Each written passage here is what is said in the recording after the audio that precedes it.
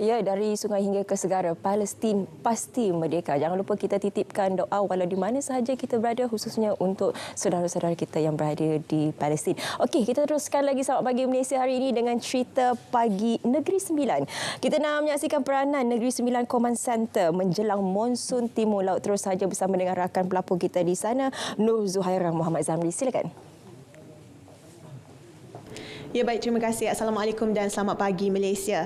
Pelbagai inisiatif dilaksanakan di Negeri Sembilan ini bagi menghadapi monsun Timur Laut ataupun musim tengkujuh yang dilaporkan oleh Jabatan Meteorologi Malaysia bermula dari 11 November lalu dan dijangka berlarutan hingga Mac 2024. Dan antara inisiatif yang dilaksanakan di Negeri Sembilan ini adalah mewujudkan satu Negeri Sembilan Command Center atau NESCOM. Jadi untuk berkongsi lebih mengenainya, bersama saya hari ini Pengarah Angkatan Pertahanan Awam Malaysia Negeri Sembilan, Lieutenant Kolonel Pertahanan Awam Muhammad Nazri Meskam. Assalamualaikum, apa khabar Tuan? Waalaikumsalam, baik Alhamdulillah. Terima kasih kerana sudi bersama kami hari ini. Tuan, mungkin Tuan boleh kongsikan apa peranan NESCOM itu sendiri? Okey, baik, terima kasih. Jadi pada pagi ini kita akan buat penerangan sedikit berkenaan NESCOM. Jadi kalau diikutkan, NESCOM adalah ilham daripada Yang Amat Berhormat Perdana Menteri Besar sendiri, Menteri Besar Negeri Sembilan, dan tujuannya adalah peranan NESCOM ni adalah untuk menjadi sebuah pusat kawalan operasi bencana peringkat Negeri Sembilan. Jadi kami Angkatan Pertahanan Awam sebagai Sekretariat Pengurusan Bencana Negeri Sembilan menjadi pengurus untuk NESCOM ini, di mana NESCOM ini berfungsi sebagai pusat kawalan operasi untuk pengurusan bencana sempena monsun Timur Laut. Tuan, mungkin bagaimana NESCOM itu berfungsi? Tuan boleh kongsikan? Okey, baik. NESCOM berfungsi dengan berbagai kaedah.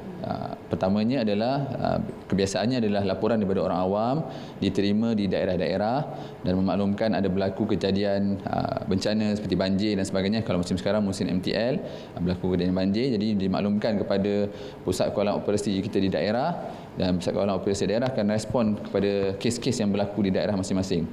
NESCOM pula berfungsi untuk mengumpulkan data-data dan juga maklumat-maklumat daripada setiap daerah. Dan sekiranya berlaku bencana ataupun suatu insiden yang lebih besar lagi, NESCOM akan berfungsi sebagai pusat perantara sekiranya ada keperluan untuk memanggil lebih banyak daerah ataupun lebih banyak keperluan bantuan manpower ataupun tenaga kerja untuk menyelamatkan bencana. NESCOM akan membuat penyelarasan di peringkat Negeri Sembilan.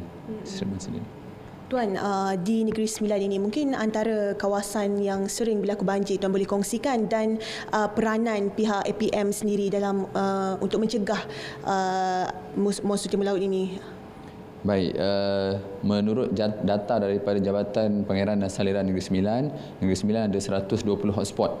Kalau diikutkan daripada data yang ada ni, di Jempol ada 17, di Rembau ada 17, di Jelebu ada 15, di Port Dickson ada 21, di Kuala Pilah ada 5, Tampin 10 dan Seremban ada 35. Dan kalau kita lihat antara kawasan-kawasan hotspot, contoh di Jempol adalah di Taman Bahau, kalau di Rembau di Pekan Lubuk Cina, di Jelebu di Kampung Telekong, kemudian di Port Dickson di Kampung Jimah Lama, di Kuala Pilah di Rumah Rakyat Kampung Johor, di Tampin Jalan Batang Melaka Gemencih, dan di Seremban biasanya di Taman Happy ataupun Kampung Mantau. Dan APM memainkan dua peranan lah. Pertama adalah peranan kepada penyelamat dan satu lagi adalah Sekretariat Pengurusan Bencana. Sekretariat Pengurusan Bencana ini adalah urusan yang berada di NESCOM ini. Manakala untuk urusan penyelamatan di lapangan, kita memang sentiasa bekerjasama dengan semua agensi untuk memastikan sekiranya berlaku bencana di negeri dan di daerah dapat ditangani dengan sebaik-baiknya. Dan kita pun sentiasa mengingatkan orang awam pada setiap masa untuk sentiasa bersedia sekiranya berlaku sebarang bencana. Dan kita maklumkan kepada lokasi-lokasi hotspot tadi untuk mereka sentiasa bersedialah jika berlaku apa-apa bencana, banjir dan lain-lain. Okay, baik, terima kasih Tuan di atas perkongsiannya. Jadi saya kira sekian sahaja cerita pagi dari Negeri Sembilan. Kita kembali ke Angkasa Puri Kota Media. Terima kasih. Okey.